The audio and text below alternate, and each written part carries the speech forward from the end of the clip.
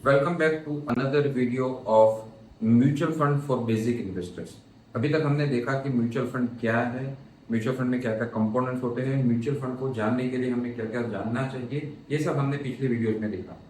आज के वीडियो में हम बहुत ही इंपॉर्टेंट एस्पेक्ट्स पे बात करेंगे, बहुत ही इंपॉर्टेंट डिफरेंट म्यूचुअल फंड के बारे में बात करें। दो बहुत ही बेसिक डिफरेंस म्यूचुअल फंड्स के होते हैं, और number one is actively manage mutual funds और दूसरे होते हैं इंडेक्स म्यूचुअल फंड्स। आपने बहुत बार ये सुना होगा कि इंडेक्स म्यूचुअल फंड्स में इन्वेस्टमेंट करना चाहिए, और काफी सारे लोग बोलते होंगे कि इंडेक्स म्यूचुअल फंड्स में इन्वेस्टमेंट नहीं करना चाहिए। तो इंडेक्स म्यूचुअल फंड्स और एक्टिवली मैनेज म्यूचुअल फंड्स का डिफरेंस क्या है, वो आज के वीडियो में हम बात करेंगे। तो हम ये जानते हैं, या अगर नहीं जानते हैं तो ये जान लीजिए कि there are different indexes for equity and debt investments in India and anywhere in the world। मतलब अगर आप इक्विटी म्यूचुअल फंड्स में इन्वेस्टमेंट करते हो तो देर आर डिफरेंट इंडेक्सेस। जैसे निफ्टी 50 एक बेसिक इंडेक्स है। तो निफ्टी 50 बेसिक इंडेक्स क्या होता है कि निफ्टी की टॉप 50 कंपनीज का कंप्राइजिंग करके एक इंडेक्स एनएससी ने बनाया है, जिसको निफ्टी 50 हम बोलते हैं। उसमें डिफरेंट 50 जितनी कंपनीज होती है, और वो डिफरेंट परसेंटेज में उसका एक कैलकुलेशन निफ्टी 50 के लिए किया जाता है। तो अगर आप निफ्टी 50 के इंडेक्स फंड में, म्यूचुअल फंड्स में अगर आप इन्वेस्टमेंट कर रहे हो, तो उसका मतलब ये है कि निफ्टी 50 में जो भी 50 कंपनीज है, वो जो परसेंटेज में है, उसी परसेंटेज में वो म्यूचुअल फंड्स का इन्वेस्टमेंट हो जाएगा, बाय डिफॉल्ट हो जाएगा। अगर किसी समय पे निफ्टी 50 में से कोई एक दो कंपनियां निकल जाती है और नई एक दो कंपनी आ जाती है, तो ऑटोमेटिकली आपका Nifty 50 index mutual fund automatically उस कंपनी में इसका इन्वेस्टमेंट हो जाएगा, डाइवर्सिफिकेशन हो जाएगा।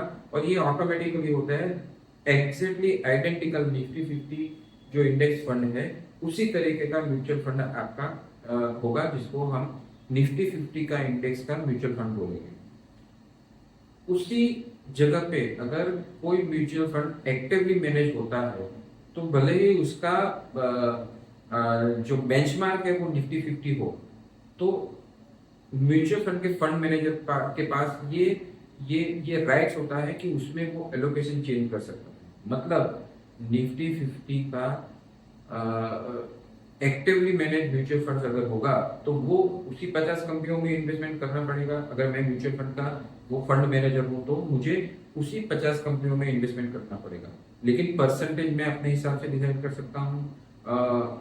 उसमें से कोई कंपनियों को निकाल देना या अंदर लाना, वो भी मैं डिसाइड कर सकता हूँ। हाँ, लिमिटेशंस क्या होगी मेरे पास कि मैं 50 कंपनियों के अलावा कहीं और नहीं इन्वेस्टमेंट कर सकता, लेकिन उस 50 में से कोई भी 40 में कर सकता हूँ। परसेंटेज निफ्टी 50 में शायद हो सकता है कि कोई एक पर्टिकुलर कंपनी का परसेंटेज जो है वो 5% हो, लेकिन मैं उसमें 7% चाहूँ तो 7% भी कर सकता हूँ, 2% चाहूँ तो 2% भी कर सकता हूँ।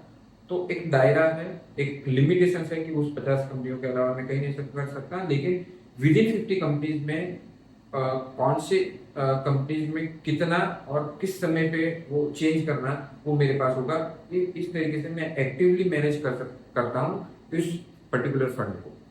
तो इंडेक्स फंड और एक्टिवली फंड में किसको इन्वेस्टमेंट करना चाहिए, ये दूसरा सवाल आ जाता है मेरे पास। तो जो एक सेफ इन्वेस्टर है, जो ज्यादा रिस्क लेना नहीं चाहता है, उसको वो इंडेक्स फंड में इन्वेस्टमेंट करना चाहिए। क्योंकि एक्टिवली मैनेज फंड में मैं अगर फंड मैनेजर हूं, तो फंड मैनेजर के स्किल के ऊपर, उनकी टीम की स्किल के ऊपर मेरा रिस्क थोड़ा और ज्यादा बढ़ जाता है। हाँ, हो सकता है कि मैं इंडेक्स निफ्टी 50 से ज्यादा रिटर्न्स मैं as a mutual fund manager दे पाऊँ, लेकिन हो सकता है कि उससे कम भी हो सकता है।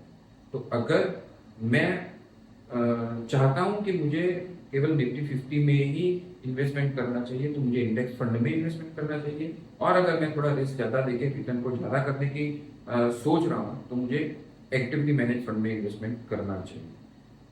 फिर भी ये डिपेंड करेगा कि कौन से समय तक मुझे इन्वेस्टमेंट करना है, मुझे मेरी इनकम का कितना परसेंटेज इन्वेस्टमेंट करना है, मेरी रिस्क एपेटाइट कितनी है, वो सब तो डिपेंड करेगा ही करेगा। और इसीलिए हमेशा मैं बोलता हूँ कि आपको एक एसेट एलोकेशन गाइड की जरूरत होगी।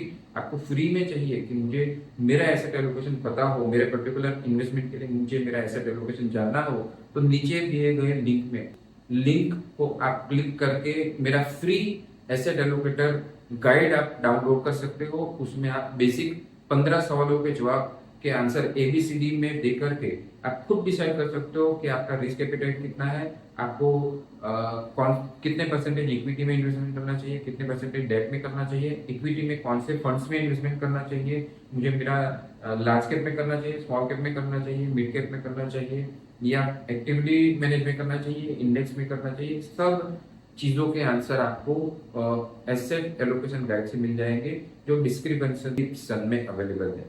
Thank you so much. आप उसको डाउनलोड कर सकते हो और फ्री एसेट एलोकेशन का यूज करके अपना एसेट एलोकेशन डिसाइड कर सकते हो। Thank you.